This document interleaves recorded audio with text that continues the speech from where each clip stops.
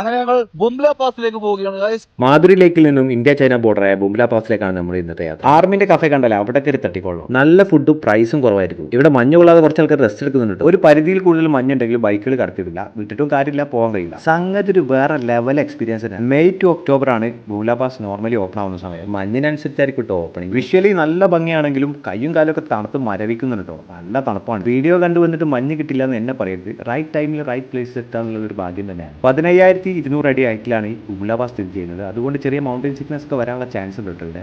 വണ്ടി പാർക്ക് ചെയ്ത് ബോർഡർക്ക് നടന്നപ്പോൾ മനസ്സിലായി ഇവിടെ വീഡിയോ എടുക്കാൻ പറ്റില്ല. ഇവിടെ വരെ മാത്രമേ വീഡിയോ പറ്റുള്ളൂ. അതോ അങ്ങ് ദൂരെ കാണുന്നതാണ് ഇന്ത്യ ചൈന ബോർഡർ. ഫെൻസിങ്ങോ കാര്യങ്ങളോ ഒന്നുമില്ല, ജസ്റ്റ് ഒരു ഇൻവിസിബിൾ ബോർഡർ ആണ് ഉള്ളത്. 400 രൂപ കൊടുത്താൽ ഇന്ത്യൻ ആർമിനെ നമുക്ക് ഇതുപോലെ ഒരു ഫ്രെയിം സെറ്റ് ആക്കി തരും. 3 മണിയാകുമ്പോഴത്തേനും ബുംല പാസിന് തിരിച്ചിറങ്ങാമെന്ന് പലരും പറഞ്ഞിട്ടുണ്ടായിരുന്നു. അത് എന്തുകൊണ്ടാണ് ഞങ്ങൾക്ക് കറക്റ്റ് കാര്യം പിന്നീടാണ് മനസ്സിലായത്. വീഡിയോ എടുക്കലും ഫോട്ടോ എടുക്കലും കാരണം 3 മണി എന്നുള്ളത് 4:30 ആയിട്ടുണ്ടായിരുന്നു. അപ്പോൾ തന്നെ നല്ല മഞ്ഞുവീഴ്ച തുടങ്ങി. ആദ്യം കണ്ടപ്പോൾ രസേനി, പിന്നല്ലേ പണി പാളിയത് മനസ്സിലായത്. അപ്പൊ നല്ല ആലിപ്പഴം ഇങ്ങനെ വീണോണ്ടിരിക്കുന്നത്. റോഡ് വീണിട്ട് 0 വിസിബിലിറ്റി ആണ്. ഇത് കണ്ടോ, സ്ലഷി റോഡായിരുന്നു കുറച്ച് നേരത്തെ. ആ റോഡിലൊക്കെ ഒന്ന് ശ്രദ്ധിച്ചില്ലെന്നുണ്ടെങ്കിൽ വീണ് പോകും. ഇവിടെ കണ്ടോ, ഫ്രണ്ടിലൊരു വണ്ടിയാണ്, നമുക്ക് അങ്ങനെ കാണാനും പറ്റില്ല.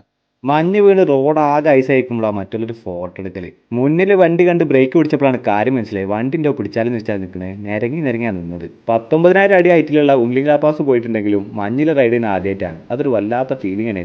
പിന്നെ പല ഏരിയാസിലും ഇന്ത്യൻ ആർമി വെടിപൊട്ടിച്ച് പ്രാക്ടീസ് ചെയ്യുന്നു കേട്ടോ. അതാണ് ആകെ ഒരു സമാധാനം. അത് വീഡിയോയിൽ കാര്യങ്ങളൊന്നും ഉൾപ്പെടുത്താൻ പറ്റില്ല. ആ സമയത്ത് നമ്മൾ ഫോൺ ഓഫാക്കി വെക്കലാണ്.